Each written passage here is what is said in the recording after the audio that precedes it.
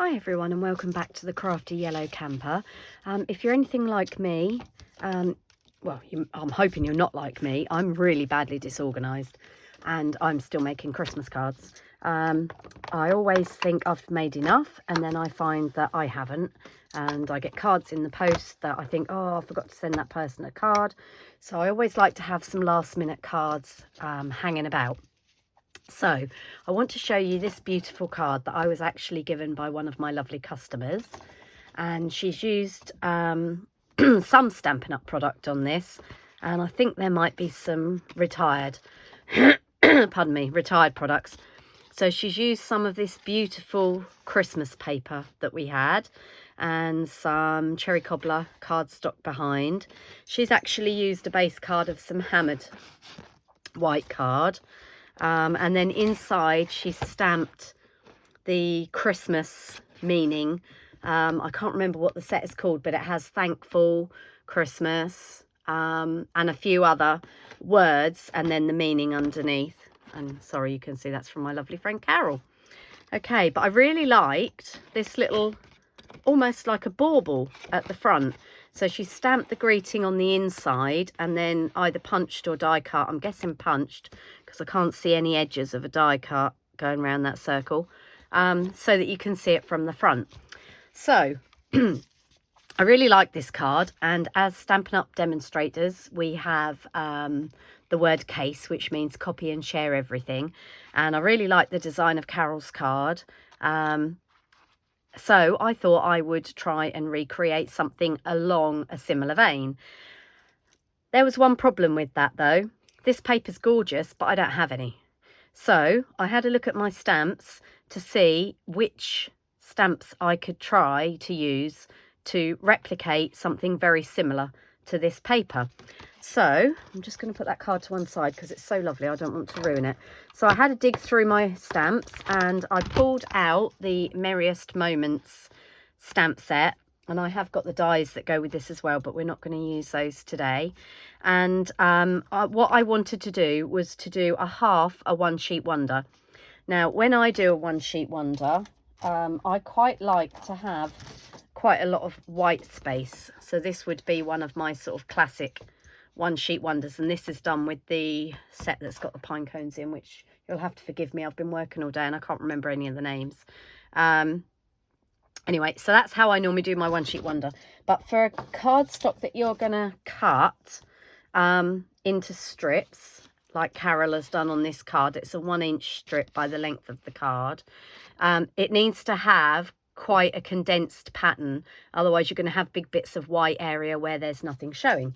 So I've had a little play and this is what I came up with. So this piece of cardstock is half of an A4 sheet of basic white, and I've literally used 4 different stamps on there. I've used this bigger frond here, bigger conifer frond, and I've used the smaller conifer frond, which is this one here, and I've also used this leafy one here and the the holly berries. I could have chosen to use the holly leaves, but I figured you get berries on lots of other plants. So what I thought I'd do is show you how I made this, and then I will try and replicate Carol's card in this video. So let's get started. So for my colours, I'm going to use Evening Evergreen for my base card, and then I'm going to use a strip of soft succulent for the piece of cardstock underneath the patterned element.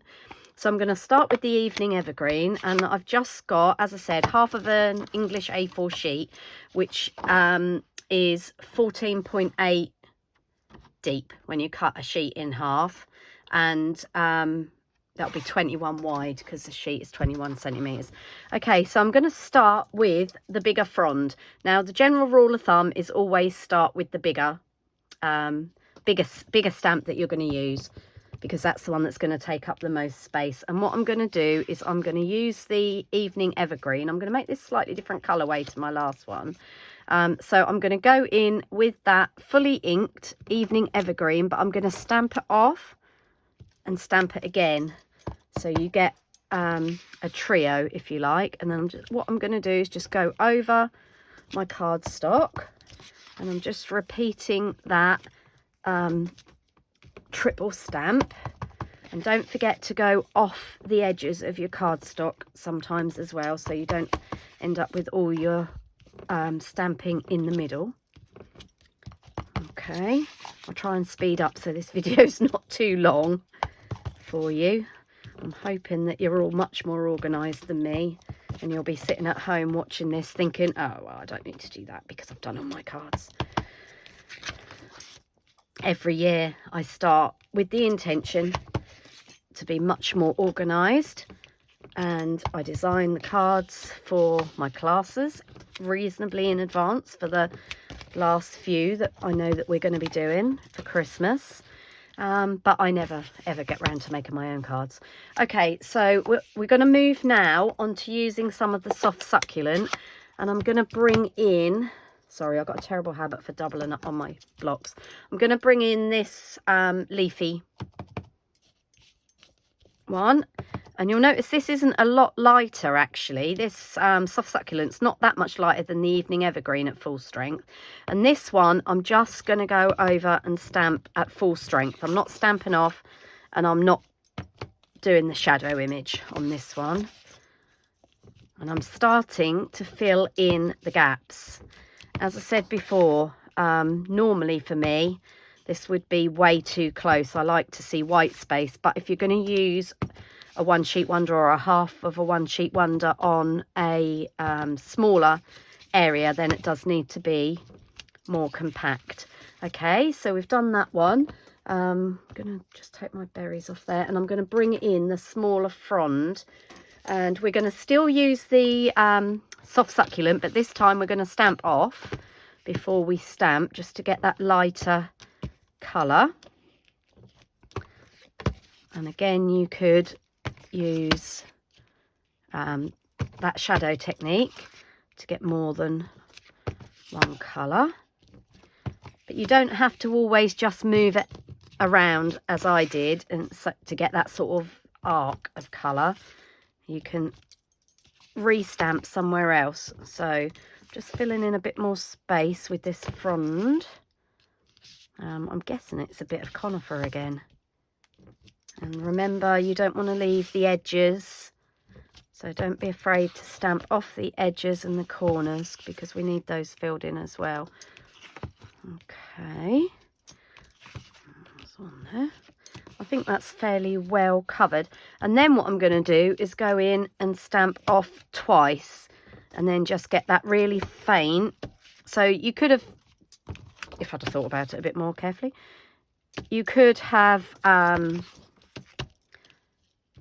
that as a second generation stamping from the first generation stamping. Okay, I reckon we can just squeeze one or two in here. Okay, so we're fairly well covered on that now. And then what I'm going to do, I'm just going to give this a quick clean off on my chamois. That's an awful lot of green, so we just need a lighter colour just to lift that. And I'm just going to close my ink pads, because I know what I'm like. I'll end up with it all over my hands, and then I'll end up ruining the card.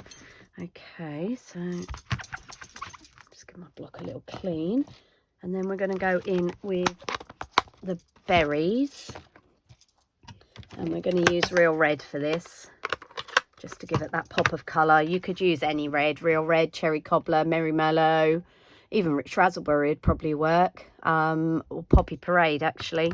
Any of our red colours would work for this. I just happen to have cherry cobbler on my desk already, so that's what I'm going for. Not cherry cobbler, sorry, real red. So this is where we're going to go in and try and fill in as many gaps, and we're adding a reasonable amount of red, because remember, when we cut this down, we're going to be cutting this down into 1-inch strips, so that's going to need to be a fairly tight pattern. It's okay to have a little bit of white space, but we don't want too much, otherwise we'll have more space and less pattern. Okay, so wherever I can see a little bit of a gap of white space, and it doesn't matter if it overlaps like it did here, it's not a problem. Okay, oh, one there, I think, one there. And as I said, it looks a bit overkill when you see it all in a block, but then when you actually cut it down into separate sections, I don't, you know, we want it to be fairly well covered. I'm just looking for any gaps now where I've got a lot of green and not too much red. Okay, I actually went to a wreath making workshop at the weekend run by my lovely friend, and I'm not a natural florist, I'm really not.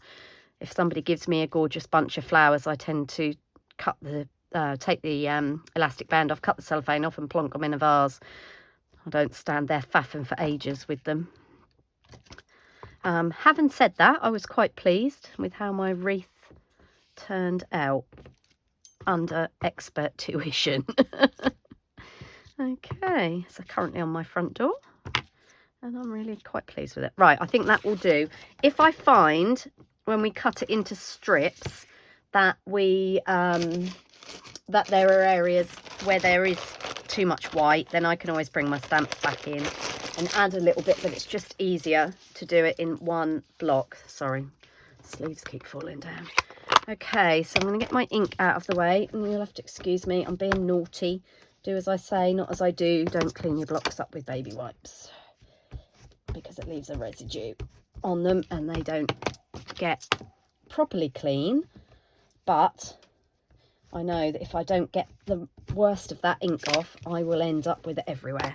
Okay, so that's that. Right, so we've got our piece of cardstock. So this is the one I did earlier. You can see how different they are. Same colours, evening evergreen and soft succulent and real red, and just different combinations. So I used it with the evening evergreen there to get the stronger darker green on those ones, whereas here we've used the lighter one, the darker one on the fern, lighter one on the fern here. So you can see just by you swapping your colours around, you can get a totally different effect. Okay, so I'm just going to pop those stamps back inside my case because my craft room is an absolute mess. It's like wrapping central in here. There's stuff everywhere. There's presents in boxes and bags, and I've cleared my table in my craft room. Isn't a huge table, but I have got a small table, and I've cleared that to act as a wrapping station, but that seems to be getting covered up with stuff even more. Right, so let's have another quick look at Carol's lovely card. So we need a card base, and she's made it as a tent fold card. So I have got a piece of evening evergreen, so she's gone sort of a creamy colour for her base so that she didn't need to put an insert in there. But because I want to use the darker colour, we'll use an insert. Okay, so I don't tend to score my card bases, but if you want to score them, that's absolutely fine. And I'm just going to fold that over. I prefer to line the ends up. Give that a burnish. Okay, so that's our card base. So this is half of an A4 sheet cut lengthways. So that way. Okay, as opposed to our pieces of paper were cut that way that we stamped on. So that's our card base, and then what I'm going to do is I'm going to pair that with a piece of evening evergreen and then a strip of our stamped card. So I'm going to go back to the piece we stamped. Now, because I've cut this in half this way, so this was my whole A4 sheet, it's exactly the right length for the card, so it's 14.8, and I just need to cut inch strips. So on the Stampin' Up trimmer, we've got our measurements going from 0 to 6 inches or just over that way, but on this little section here there is an inch measurement, and if you're cutting small bits, I find it easier to line this up against the trimmer here, so you've got more of your cardstock level against the trimmer, and use that inch marker there. And I'm going to be batch making these cards, so I'm just going to cut, and you can see how easy it is to use that inch marker on that side. Another little tip I wanted to give you about your trimmer blades. you might notice that I'm going down with one cut and then coming back up with the other cut. And that just makes sure that you're using both sides of the blade. Otherwise, you'll blunt one side of the blade quicker than the other. Okay, so there are our strips. And I'm going to just pick that one to use because that's nicely covered. Let's just move these other bits and pieces out of the way for a second. I'm sorry, I craft on a bureau desk and it's not the biggest space. Okay, right, so that's our trimmer out of the way. So the next piece we need is a piece to rip. So this piece is going to sit, so this is our equivalent of this gorgeous paper. Okay, and we need this piece here, which needs to be a little bit wider than our 1-inch strip. So rather than cut it, I want to tear it. So I'm going to start from this end. This is just a half a sheet of A4 that I've die cut some leaves out of. And that's for a sneak peek for later on. That gives you a little idea. So all I'm going to do is rip. So because I've got most of the card this side, I'm going to hold it down, because we're doing the left side. I'm going to hold it down with my right hand, and I'm just going to pull this end off where I've die cut, just so we've got an end to start. Right, got rid of that piece, and now I'm going to turn it round, and I'm going to hold it with my left hand and pull with my right, and you can see you get a slightly different effect, because now I'm getting a rough edge on the piece I'm tearing, and we've got that torn edge there. Okay, I'm going to turn that over. So I haven't measured it, I've just done it by eye, and that will give us our bit to go behind like that. Okay, and if you don't like it, then you can always try and tear another little bit off. Mine is not very neat. I think I did two bigger tears, so let's have a little try with that again. So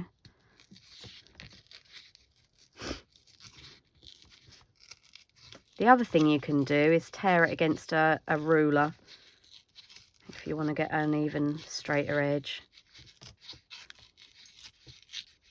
Right, okay. I think that'll straighten out. I've got quite long nails, and I've just realised, I don't know if you can see that, my nails are sort of dug into it.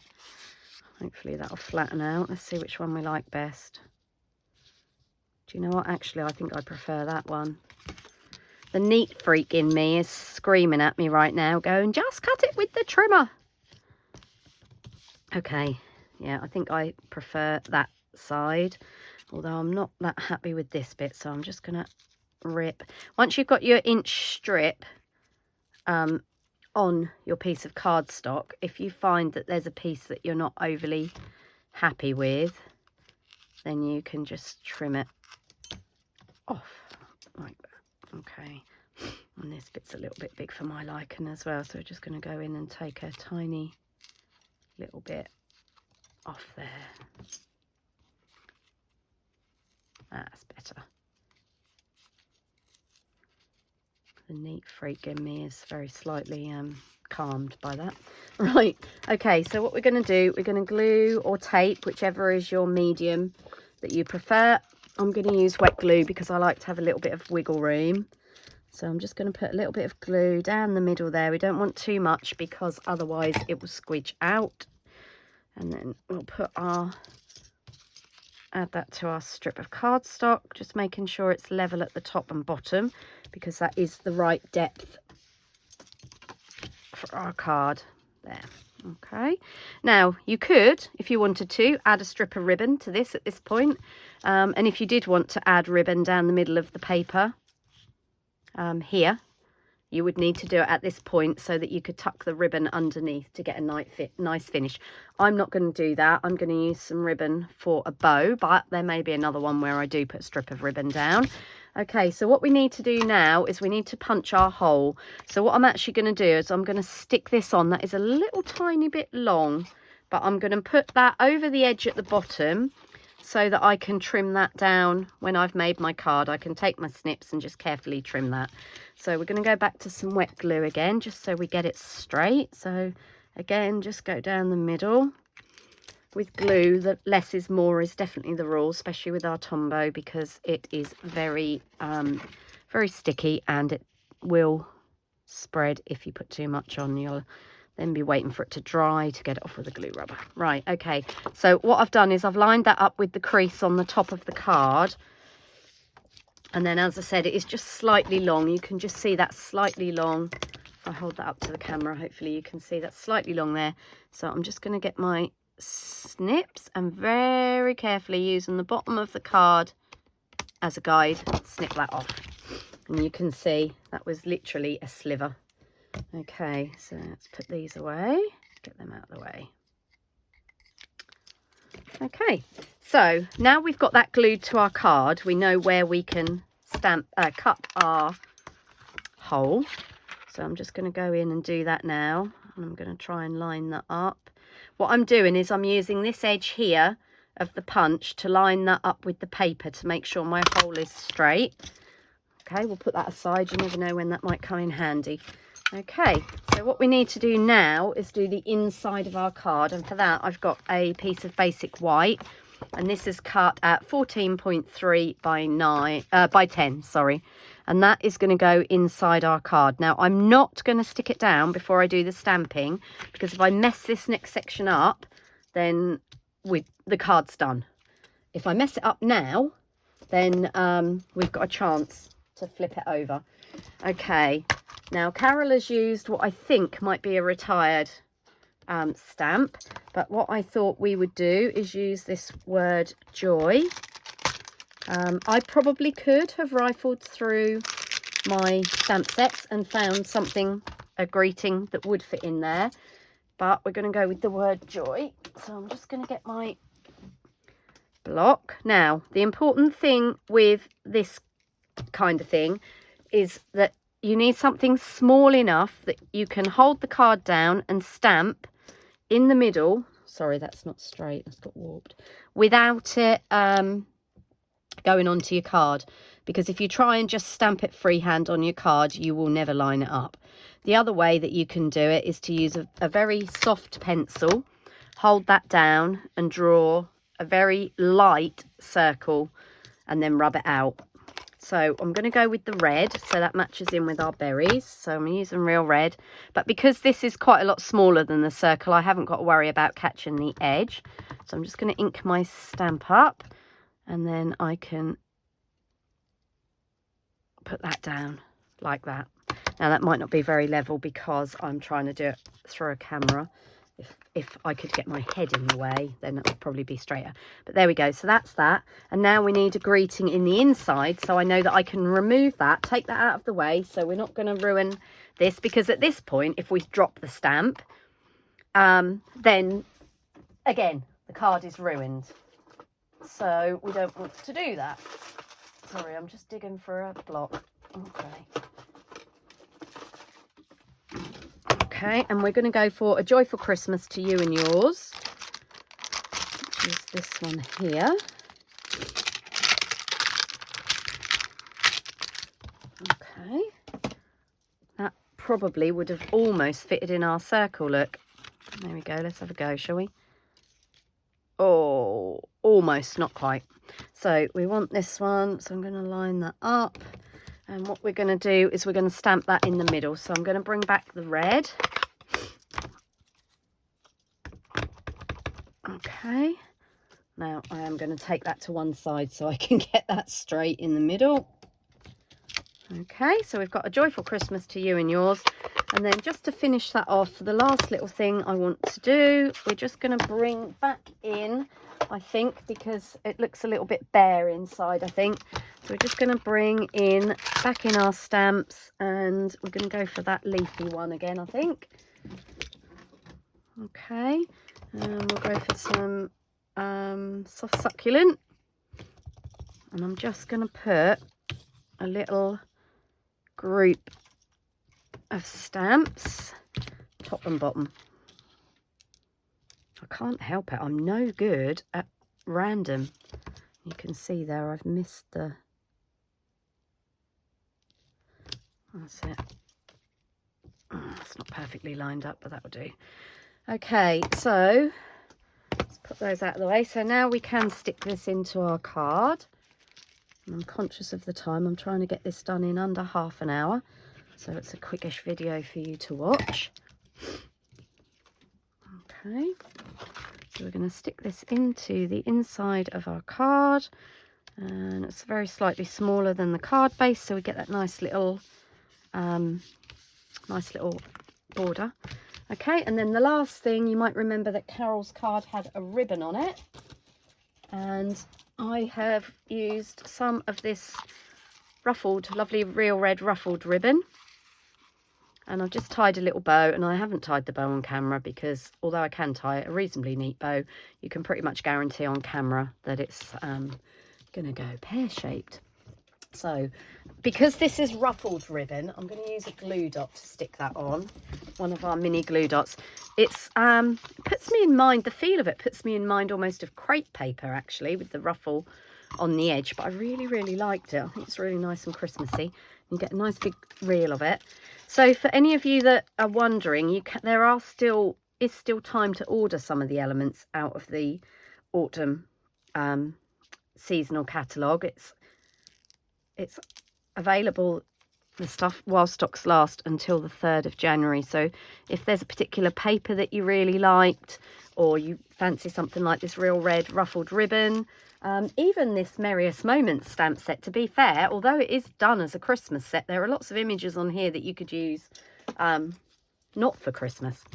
Okay, so I'll bring back in Carol's original card. So this is Carol's original card with her greetings inside, and then this is my take on Carol's card in a darker colourway, but making our own designer series paper.